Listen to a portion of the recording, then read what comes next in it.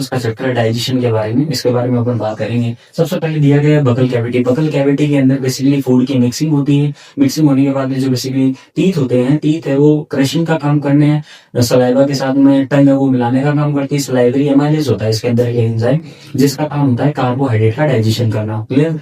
Second चीज आती है ईसोफेगस। ईसोफेगस के अंदर कोई भी डाइजेशन नहीं होता है, इसके अंदर सिर्फ पेरिस्टालसिस मूवमेंट होता है, पहुंचता है सीधा स्टमक के अंदर। स्टमक के अंदर बेसिकली अपने पास में 3 पार्ट होते हैं। एक तो होता है HCl हाइड्रोक्लोरिक एसिड, दूसरा आता है पेप्सिन, तीसरा आता है म्यूकस। हाइड्रोक्लोरिक एसिड के 3 काम हुआ करते हैं। पहला काम है बैक्टीरिया को किल करना, दूसरा काम है एसिडिक मीडियम प्रोवाइड करना, तीसरा होता है इनएक्टिव पेप्सिन को पेप्सिन के अंदर कन्वर्ट कर देना। पेप्सिन जो होता है, उस पेप्सिन का काम होता है पार्शियल डाइजेशन करना। किसका पार्शियल डाइजेशन? प्रोटीन का पार्शियल डाइजेशन।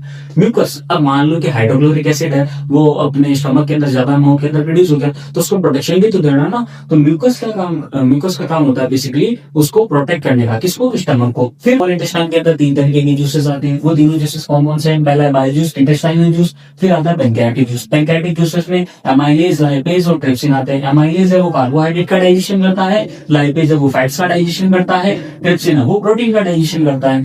फैट्स का जब डाइजेशन हो जाता है तो बनता है fatty acid and glycerol. Protein का डाइजेशन हो जाता है तो बनता है अमीनो एसिड।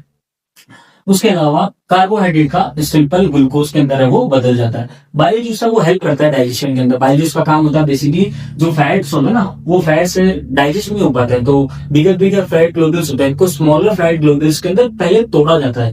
तो बिगर फैट ग्लोब्यूल्स से स्मॉलर फैट ग्लोब्यूल्स के अंदर तोड़ना, छोटे छोटे टुकड़ों में तोड़ना, इसे अपन कहते हैं इमल्सिफिकेशन ऑफ द फैट्स। ये काम कौन करता है? बाइल करता है। उसके बाद में फूड आइटम है वो सीधा पहुंचता है अपना लार्ज इंटेस्टाइन के अंदर। लार्ज इंटेस्टाइन के अंदर बेसिकली कोई डाइजेशन नहीं होता। जो भी कंप्लीट डाइजेशन होना होता है वो सारा का सारा स्मॉल इंटेस्टाइन के अंदर कंप्लीट हो जाता है। लार्ज इंटेस्टाइन के अंदर सिर्फ और सिर्फ वाटर का एब्जॉर्प्शन होता है। जो भी एक्सक्रीट आउट प्रोडक्ट है वो टाइम टू टाइम बॉडी से एक्सक्रीट आउट कर दिए जाते हैं। Thank you.